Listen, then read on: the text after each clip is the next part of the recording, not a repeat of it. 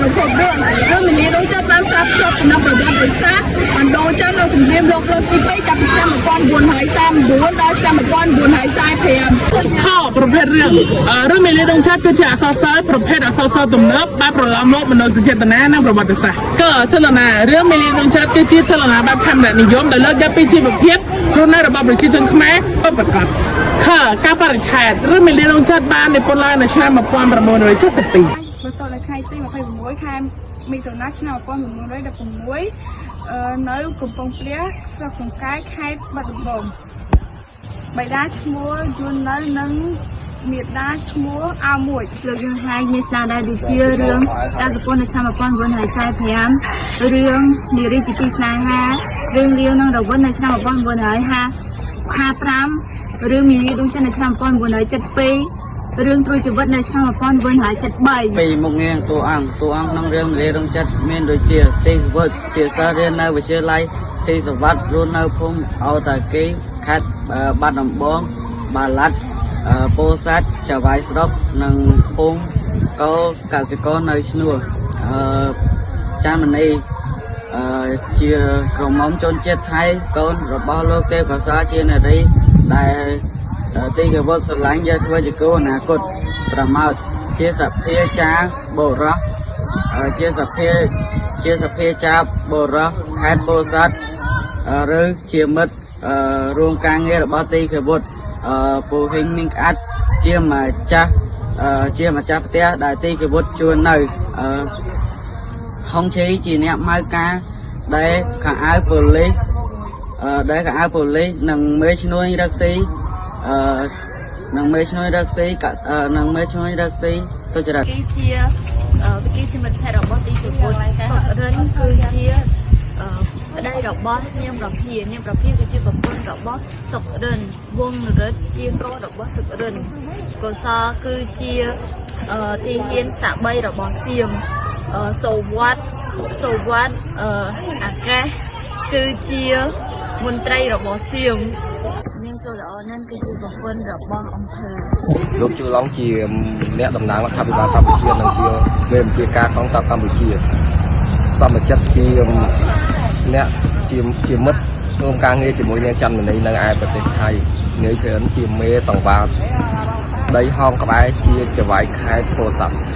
ព្រឹត្តិការណ៍សំខាន់នៅក្នុងសម័យនោះមានដូចជាប្រទេសកម្ពុជាគឺស្ថិតក្រោមអាណានិគមនិយមបារាំងនិងការត្រួតត្រារបស់សៀមខាងលិច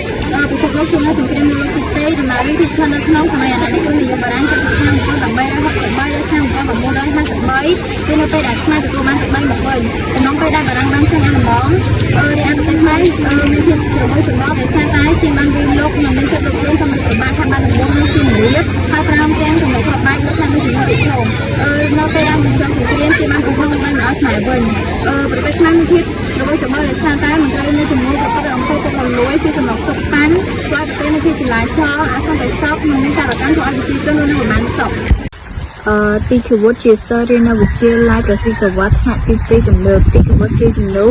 អន្លងចិត្តតែជំនាញសៀមនៅពេលទីសមការទីកវុឌ្ឍបានទៅលេងឪពុកនៅខេត្តបាត់ដំបង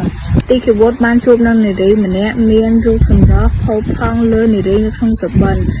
មានឈ្មោះថានាងច័ន្ទមនីពេលបាននិយាយសារសងគ្នាលើរថភ្លើងមិនយូរប៉ុន្មានរថភ្លើងក៏បានមកដល់ចំណតពេលនោះមានបុរសម្នាក់ឈ្មោះទេពកោសលវិចិត្រជាឪពុករបស់នាងច័ន្ទមនីហើយទីកវុឌ្ឍនឹកសរោះមិនចង់បែកគ្នាពេលនោះនាងច័ន្ទមនីបានឲ្យឪពុកស្គាល់នឹងទីកវុឌ្ឍដែលជាអ្នកយកអាសាពេលនៅលើរថភ្លើងអ្នកទាំង3បានស្វាគមន៍គ្នាហើយត្រឡប់ទៅផ្ទះរៀងខ្លួនចាប់តាំងពីពេលនោះមកទីកវុឌ្ឍមិនដែលបានជួបនាងច័ន្ទមនីទៀតឡើយថ្ងៃមុនសម្រាប់អំពីការសិក្សាទីកវុឌ្ឍបានទៅមើលកូនហើយស្រាប់តែជួបជាមួយពីអ្នកឪពុកក៏នឹងកូនម្ដងទៀតនាងច័ន្ទមនីបានបបួលទីកវុឌ្ឍទៅលេងផ្ទះរបស់នាងចាប់ពីពេលនោះមកទីកវុឌ្ឍចេញចូលផ្ទះនាងយ៉ាងញឹកញាប់ដែលធ្វើឲ្យអ្នកទាំងពីរកាន់តែមានភាពជិតស្និទ្ធឡើងពីមួយថ្ងៃទៅមួយថ្ងៃហើយទីកវុឌ្ឍបានខិតខំរៀនសូត្រពេលឡើង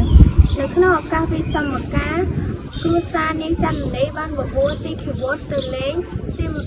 សៀមរាបអង្គរនៅក្នុងការទស្សនាទាំងក្រុមគ្រួសារបានធ្វើឲ្យទស្សនាគ្រប់ប្រាសាទទាំងអស់រហូតដល់ភ្នំគូលែន តែពេលនោះនាងតែបានជាមិនសប្បាយចិត្តពីព្រោះនាងនៅឪពុករបស់នាងត្រូវត្រឡប់ទៅស្រុកវិញដើម្បីមើលម្ដាយនាងឈឺពេលនោះស្នេហាអ្នកទាំងពីរក៏ត្រូវបានឃ្លាតឆ្ងាយចំណែកឯប្រទេសជាកំពុងប្រឈមនឹងភាពវឹកវរដោយសារតែប្រទេសជាកំពុងប្រឈមនឹងភាពវឹកវរទីប្រវត្តិក៏សម្រេចចិត្តថាជប់លៀនហើយត្រឡប់ទៅស្រុកវិញដើម្បីរកការងារធ្វើគេក៏បានជួបផ្ទះមីងក្អាត់ពូហេតដើម្បីស្នាក់អាស្រ័យដើម្បីរកការងារធ្វើនៅខេត្តពោធិ៍សាត់នៅកន្លែងការងារទីប្រវត្តិបានជួបនឹងប្រព្រឹត្តជួបនឹងការប្រព្រឹត្តអំពើពុករលួយនៅកន្លែងការងារយ៉ាងវិញទៀតយ៉ាងវិញទៀតបានដំណឹងពីសម្លាញ់ពីគីដែលជាអ្នកស៊ើបការសម្ងាត់នោះថានាងចាមនីនិងឪពុករបស់នាងមកធ្វើចាបរោះចានារីនៅមកយកការនៅប្រទេសកម្ពុជាទីគីវុឌ្ឍខឹងសម្បាននាងជាខ្លាំងក៏បានចូលបម្រើកងទ័ពក៏ការប្រយុទ្ធគ្នាផ្ទុះឡើងធ្វើឲ្យកងទ័ពខាងយើងមានរបួសជាខ្លាំងរបួសនិងស្លាប់ច្រើនអ្នកក្នុងចំណោមនោះទីពិវុឌ្ឍមានរបួសធ្ងន់ជាងគេតែបាននាងច័ន្ទមនីបរិច្ចាគឈាមឲ្យនឹងព្យាបាលជំងឺទើបទីពិវុឌ្ឍជាសះស្បើយពីជំងឺរីឯទីពិវុឌ្ឍវិញมันបានត្រេកអរចំពោះការជួយសង្គ្រោះរបស់នាងច័ន្ទមនីទេតែនាងច័ន្ទមនីมันបានប្រកាន់ខំនឹងទីពិវុឌ្ឍឡើយព្រោះនាងមានហេតុផលច្បាស់លាស់ពេលនោះខេត្តខ្លះដូចជាខេត្តបាត់ដំបងមួយភាគខេត្តពោធិ៍សាត់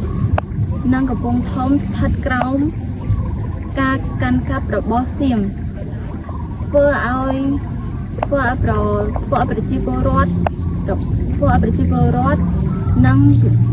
ប្រជាពលរដ្ឋនិងពិបាកចេញចូលប្រកបរបរកសិកម្មវត្តមានការសោកស្ដាយជាខ្លាំងដែលបានទទួលដំណឹងខុសឯនាងច័ន្ទមនីនៅឪពុកឯគេក៏ចង់សុំទោសនាងប៉ុន្តែគ្មានឱកាសបានជួបនាងថ្ងៃមួយពួកគេទាំងពីរបានជួបគ្នាទីគីវុឌ្ឍក៏បានសុំទោសនាង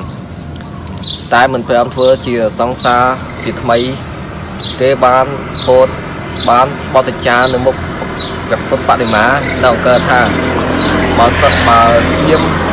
ឲ្យទឹកដីដែលគេយកទៅមកខ្មែរវិញគេនឹងធ្វើជាមិត្តថ្មីម្ដងទៀត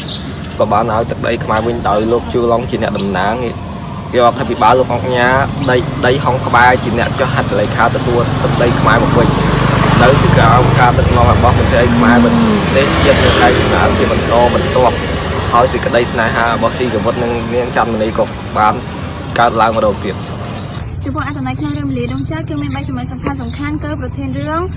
មូលបញ្ហារឿងនៅឧត្តមគតិរឿងចំពោះប្រធានរឿងដំណើររឿងគឺឆ្លុះបញ្ចាំងអំពីឧត្តមគតិស្នេហាជាតិដែលយកប្រយោជន៍ជាតិធំជាងប្រយោជន៍ផ្ទាល់ខ្លួនបង្ហាញពីឧត្តមគតិស្នេហាជាតិរបស់យុវជនដែលបានចូលរួមក្នុងការការពារប្រទេសតាមរយៈតួអង្គក្នុងសាច់រឿងចំពោះមូលបញ្ហារឿងប្រធានរឿងបានគេយកមូលបញ្ហារឿងដូចខាងក្រោមការស្ថិតក្រោមអាណានិគមនិយមបារាំងការទាមទារដំណើរសិទ្ធិបូរណភាពទឹកដីបញ្ហាស្នេហាកំឡុងកំមុំខុសសញ្ជាតិអំពើពុករលួយក្នុងជួរមន្ត្រីរាជការប្រវត្តិសាស្ត្រខ្មែរសៀមនិងសង្គ្រាមលោកទី2ចំពោះឧត្តមគតិរឿងប្រធានរឿងបានផ្ដល់តម្លៃអប់រំដូចជាឲ្យយកបញ្ហាជាតិធំជាងបញ្ហាផ្ទាល់ខ្លួនឲ្យប្រជាជនខ្មែរស្អប់អំពើពុករលួយឲ្យចេះស្មោះស្ម័គ្រចំពោះស្នេហាឲ្យចេះស្រឡាញ់ជាតិមាតុភូមិនិងអប់រំឲ្យមានភាពស្មោះត្រង់